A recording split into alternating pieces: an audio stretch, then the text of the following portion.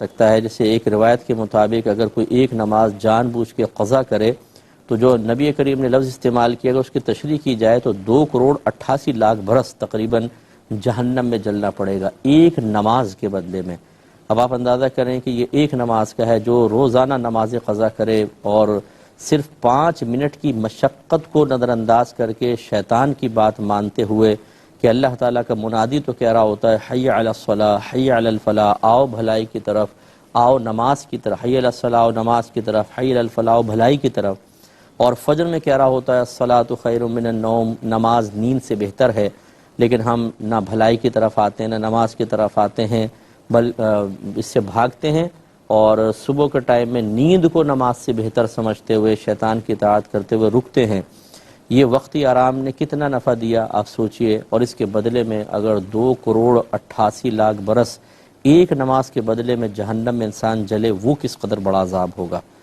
اور دیگر جو بے عزتیاں ہیں، ذلت ہے، رسوائی ہے، وہ علیحدہ ہے کہ میرے آقا صلی اللہ علیہ وسلم نے ارشاد فرمایا جس نے نماز کو جان بوجھ کر ضائع کیا اس کا انجام بروز قیامت فرعون، حامان اور ابی بن خلف کے ساتھ ہوگا. فرعون نے خدائی کا دعویٰ کیا، حامان اس کو ایمان کی طرف آنے سے روکتا رہا، اس کا وزیر تھا، اور ابی بن خلف جو تھا وہ گستاخ رسول دشمن اسلام تھا. تو آپ اندازہ کریں کن لوگوں کے ساتھ بے نمازی کے حشر کی وعید بیان کی جا رہی ہے. لیکن مجال ہے جو ہمارے پاپی دل پہ کسی بات کا اثر کر جائے. اللہ کے نبی کہہ رہے ہیں نا کوئی بات نہیں، ماں رو کے کہے، بیوی اٹھلا کر کہے، بچے پاؤں میں پڑھ کے کہیں، دوستی کا واسطہ کرے تو جان تک قربان کرنے کے لیے تیار ہیں. اللہ کے نبی سزائیں بیان کریں، انعامات بیان کریں، ہمارے لیے راتوں کو اٹھ کر روئیں، اتنا عبادت کریں کہ پنڈلیوں پہ ورم طاری ہو جائے. پھر وہ فرمائیں قرۃ عینی فی الصلاۃ، نماز میں میری آنکھوں کے ٹھنڈک ہے، اور ہم کہیں گے جی دیکھی جائے گی، سوچیں گے. یہ ہماری مطلب ماشاءاللہ عشق رسول کی معراج ہے جی. غلامی اور رسول میں موت بھی قبول ہے. نعرے تو ایسے لگائیں گے کہ جیسے پتہ نہیں اس سے بڑا تو کوئی عاشق رسول 1500 سال میں پیدا ہی نہیں ہوا.